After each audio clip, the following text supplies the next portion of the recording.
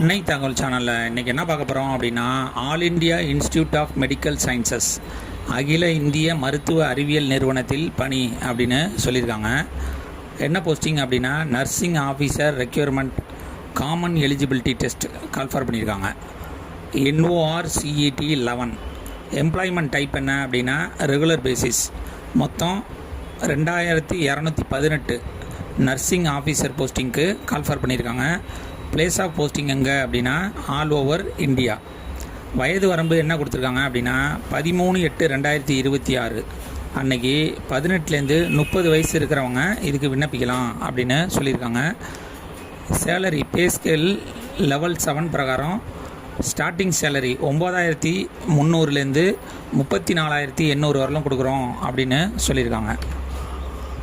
Educational qualification என்ன எதிர்பார்க்குறாங்க அப்படின்னா, பிஎஸ்சி ஹானர்ஸ் நர்சிங் அல்லது BSc nursing from recognised Indian nursing council அல்லது state nursing council recognised institute அல்லது யூனிவர்சிட்டியில் முடித்தவங்க இதுக்கு விண்ணப்பிக்கலாம் அப்படின்னு சொல்லியிருக்காங்க. அல்லது பிஎஸ்சி போஸ்ட் சர்டிஃபிகேட் முடித்தவங்க, போஸ்ட் பேசிக் பிஎஸ்சி நர்சிங் முடித்தவங்க இதுக்கு விண்ணப்பிக்கலாம் அப்படின்னு சொல்லியிருக்காங்க. இதை தவிர diploma in general nursing midwife முடித்தவங்களும் இதுக்கு விண்ணப்பிக்கலாம். Registered nurse and midwife state அல்லது இந்தியன் நர்சிங் கவுன்சிலில் முடித்தவங்க இதுக்கு விண்ணப்பிக்கலாம் அப்படின்னு சொல்லியிருக்காங்க. மினிமம் 2 இயர்ஸ் எக்ஸ்பீரியன்ஸ் இருக்கணும், அதுவும் 50 பெட் உள்ள ஹாஸ்பிட்டலில் வேலை பார்த்துருக்கணும் அப்படின்னு சொல்லியிருக்காங்க. ஏஜ் ரிலாக்ஸேஷன் யார் யாருக்கெல்லாம் கொடுத்துருக்காங்க அப்படின்னா, SC/ST கேண்டிடேட்டாக இருந்தாங்க அப்படின்னா அவங்களுக்கு 5 years age relaxation.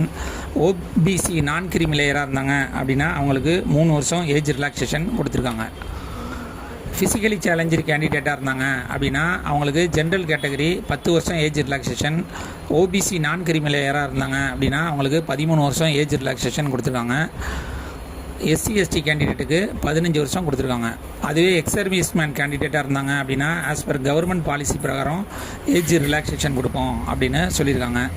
Method of selection எப்படி தேர்ந்தெடுக்கிறாங்க அப்படின்னா, first stage 1 NORCET preliminary exam conduct பண்ணுறாங்க. அதில் செலக்ட் ஆகிறவங்களுக்கு stage 2 NORCET main exam conduct பண்ணுவோம் அப்படின்னு சொல்லியிருக்காங்க. ஆன்லைன் மூலியமாக தான் இந்த எக்ஸாமுக்கு விண்ணப்பிக்கணும். ஆன்லைன் மூலியமாக விண்ணப்பிக்கிறப்ப அப்ளிகேஷன் ஃபீஸ் வந்துட்டு 3000. SC/ST எக்கனாமிக்கலி வீக்கர் செக்ஷன் மற்றும் ஃபிசிக்கலி சேலஞ்சடு கேண்டிடேட்டாக இருந்தாங்க அப்படின்னா அவங்களுக்கு 2400 ஆன்லைன் எக்ஸாமினேஷன் ஃபீஸு. இந்த ஃபீஸு ரீஃபண்டபுள் அப்படின்னும் சொல்லியிருக்காங்க. ஸ்டேஜ் 1ஓட ப்ரிலிமினரி எக்ஸாம் டேட்டு வந்து 12/9/2026. ஸ்டேஜ் 2 மெயின் எக்ஸாமோட டேட்டு 30/9/2026. விண்ணப்பிக்க கடைசி நாள் 13/8/2026 மாலை 5 மணி.